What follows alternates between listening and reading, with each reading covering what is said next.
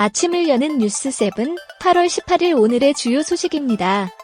카카오뱅크가 모든 연령대 이용자의 증가세에 힘입어 올해 상반기 기준으로 역대급 실적을 기록했습니다. 최근 유가증권 시장 상장 이후 상한가를 기록한 카뱅의 고공행진은 당분간 지속될 전망입니다. 17일 카뱅이 공시한 올해 상반기 당기순이익은 전년도 453억 원 대비 156.2% 늘어난 1,159억 원으로 집계됐습니다. 2분기만 봤을 때 당기순이익은 전년도 467억 원보다 48.5% 오른 693억 원이었습니다. 카뱅은 이 같은 호실적에 대해 다양한 연령층의 고객이 늘어 모바일 이용자가 급속히 증가한 결과라고 분석했습니다. 6월 말 현재 카뱅 전체 고객 수는 작년 말 대비 127만 명 증가한 1,671만 명으로 이는 경제활동 인구의 59%에 해당합니다. 상반기 순이자 마진은 1.89%, 연체율은 0.20%였습니다. 국제결제은행 총자본 비율은 19.89%를 각각 기록해 수익성, 건전성 면에서 모두 양호한 수준을 나타냈습니다. 같은 기간 수신 잔액은 26조 6,259억 원, 여신 잔액은 23조 1,265억 원으로 집계됐습니다. 국내 소비자 금융 부문 철수를 놓고 장고를 벌인 한국시티은행이 이달 이사회에서 구체적인 매각 방식을 공개할 예정입니다. 당초 통매각 방식을 고려했던 시티은행이 인수자 찾기에 난항을 겪으면서 업계에서는 부분 매각 가능성을 높게 점치는 분위기입니다. 17일 금융권에 따르면 시티은행은 이달 정기 이사회 날짜를 오는 26일로 확정하고 소매금융 부문 출구 전략 논의 안건을 상정할 예정입니다. 시티은행이 고민하는 출구 전략은 통매각, 분리매각, 단기적 폐지 등 3가지로 구분됩니다. 앞서 인수해양서를 제출한 뒤 실사에 참여해온 금융회사들은 4곳 이상으로 전해지고 있습니다. 다만 통매각 추진 시 직원 고용 승계와 인건비 등 높은 인수비용이 걸림돌이 될 것이라는 우려가 계속해서 제기되고 있습니다. 업계에서는 분리매각에 우선순위를 두는 시각이 우세합니다. 작년 말 기준 시티은행 전체 임직원 3,500명 중 국내 철수가 예정된 소매금융 부문 임직원은 2,500명에 달합니다. 이번 이사회에서 매각 방식이 결정되면 입찰 대상자 선정, 상세 실사, 우선 협상 대상자 선정 등의 절차가 순차적으로 진행될 예정입니다. 희망퇴직 관련 논의도 시작될 것으로 전망됩니다.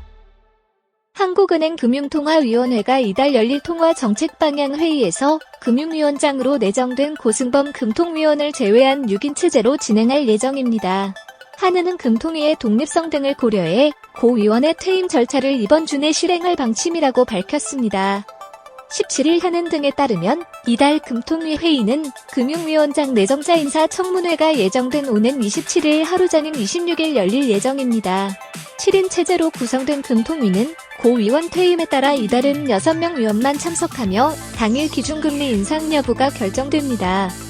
한은 측은 고 위원의 퇴임 절차를 당초 일정보다 앞당긴 것에 대해 금통위의 독립성, 금융위원장 내정자로서의 이해상충 문제 등을 고려했다고 설명했습니다.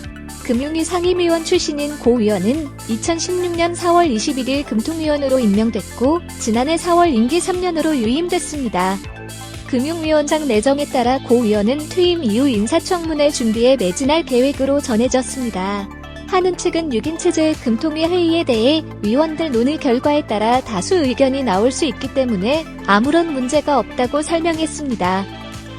최근 안구 건조를 호소하는 사람이 꾸준히 늘고 있는 것으로 나타났습니다. 온라인 수업과 재택근무가 늘고 외부 활동은 줄면서 스마트폰과 TV를 시청하는 시간이 늘었기 때문입니다. 우리나라 저만재 시장은 약 3천억 원 규모를 형성했는데 잦아진 미세먼지 영향으로 꾸준한 성장세를 기록하고 있습니다.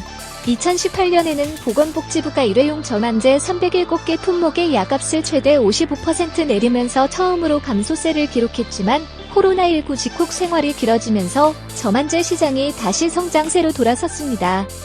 국내 의약품 시장 조사기관 유기스트에 따르면 올해 상반기 저만재 의약품 원을 처방액은 3,147억 7,706만 원으로 집계됐습니다.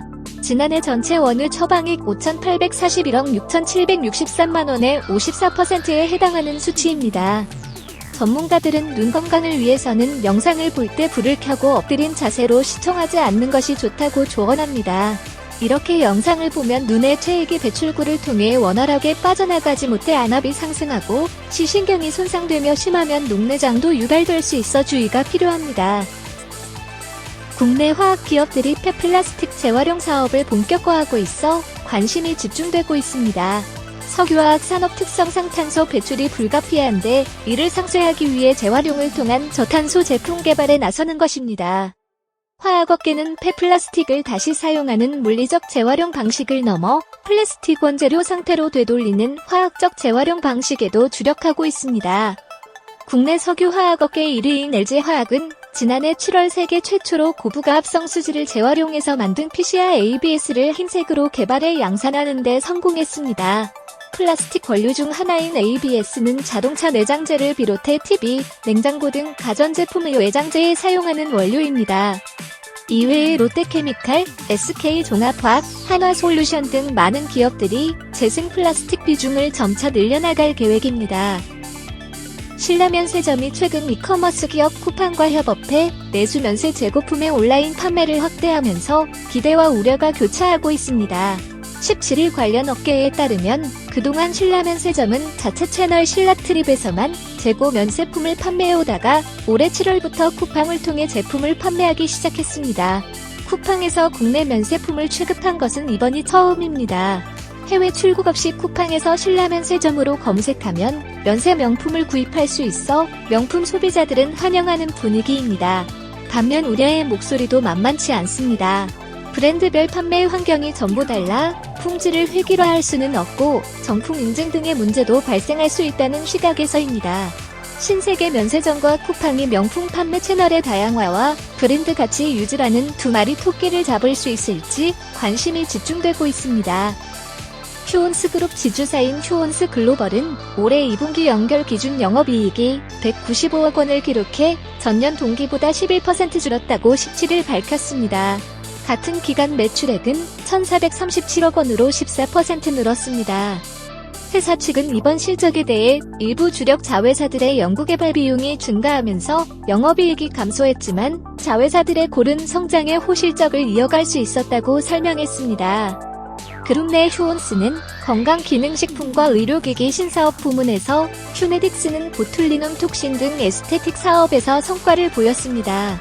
휴온스의 연결기준 매출은 1,111억 원으로 지난해 같은 기간보다 7% 늘었습니다.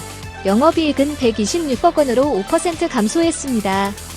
휴메딕스는 전년 동기 대비 매출은 18%, 영업이익은 10% 실적이 개선됐습니다.